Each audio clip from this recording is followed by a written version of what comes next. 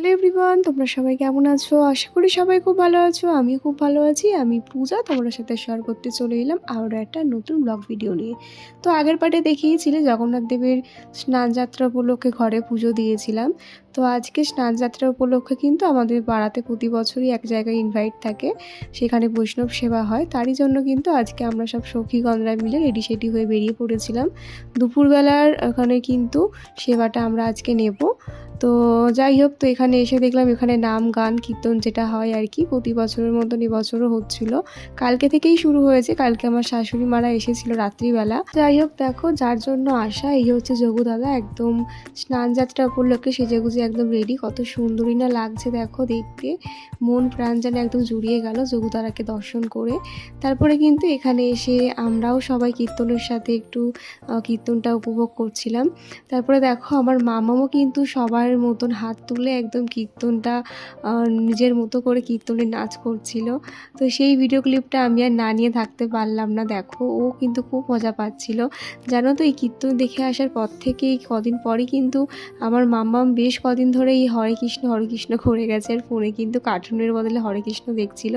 যেহেতু ওদের মধ্যে এখন ভগবান মানে বিরাজ করছেন, তাই কিন্তু ওরাও কিন্তু এই মুহূর্তটা বেশ ভালো মতন এনজয় করেছে।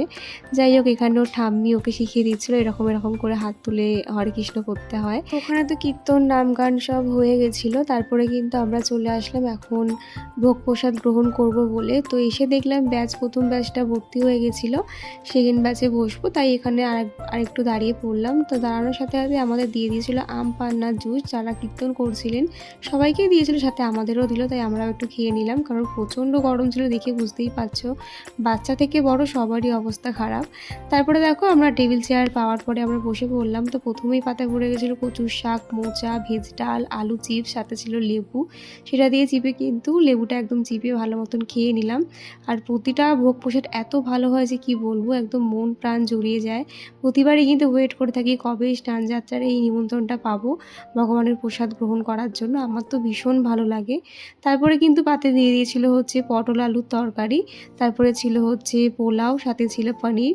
তো সব কিছুই কিন্তু আমরা খুব ভালোভাবে সেবা নিলাম। তবে যেহেতু প্রচণ্ড গরম লাগছিলো, মাম্মাম কাঁদছিল বলে আমার শ্বশুরমশাইয়ের সাথে ওকে বাড়ি পাঠিয়ে দিয়েছিলাম। আর ও না এখানে এসে একটা মিষ্টি খাবার খুব বায়না করছিল, তো এই মিষ্টিটা কিন্তু ওর জন্য নিয়েছিলাম। যাই হোক, শেষ পাতে পড়ে গেছিলো চাটনি, পাঁপড়, মিষ্টি আর ছিল পায়েস। তো খাওয়া দাওয়া হয়ে গেছে, এবারে কিন্তু আমরা সব সখীগণরা মিলে বাড়ির দিকে রওনা দিলাম। তো এইভাবে স্নানযাত্রার অনুষ্ঠানটা আমরা এনজয় করলাম। তোমাদের কেমন লাগলো আজকের এই ব্লগটা অবশ্যই জানিও। ভালো লাগলে কিন্তু লাইক কমেন্ট করতে কেউ বলো না। তাহলে চলো আজকের মতন টাটা, দেখা হচ্ছে নেক্সট ভিডিওতে।